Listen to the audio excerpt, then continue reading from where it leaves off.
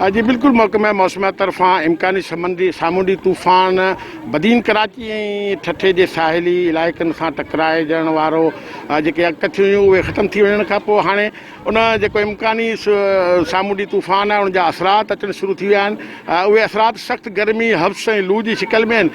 महकमा मौसमियात तरफ़ां जेका हिन वक़्तु सूरत हाल मौसम जी ॿुधाई पई वञे उन में 42 खां 44 सेंटीग्रेड ताईं बदीन ऐं उन जे साहिली इलाइक़नि जी जेका असां गर्मी पद जी सूरत हाल ॿुधाई वई आहे। अहिड़ी सूरत हाल में जिते शहर में गैर आलानिया लोड शेडिंग आहे, वॾी तइदाद ॿारनि ऐं मर्दनि जी जेका शहर जे विच मां गुज़रंदड़ हिन नहर जेका वाह आहे इन में वहिंजण लाइ पहुची विया आहिनि। वॾी पैमाने ते इन गर्मी खां बचण लाइ मज़ा वठी रहिया आहिनि। जॾहिं ॿिए तरफ़ जेको सामूंडी इलाइक़ा आहिनि उते सख़्तु गर्द आलूद जेके मिटी वारियूं हवाऊं हली रहियूं आहिनि। जेके गहरे समुंड मां जेके माहीगीर आया आहिनि उहे पंहिंजूं कश्तियूं किनारे लॻाए ऐं पंहिंजे घरनि ताईं महदूद थी विया आहिनि।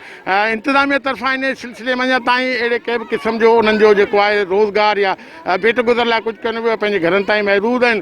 ॿिए तरफ़ इंतिज़ामिया खे ज़रूरत आहे त इन जेको हीट वेव लहर आई आहे इन सिलसिले में फौरी तौरु अहिड़ियूं कैंप लॻाए हिन गर्मी खां बचण लाइ इंतिज़ामात कया वञनि। जी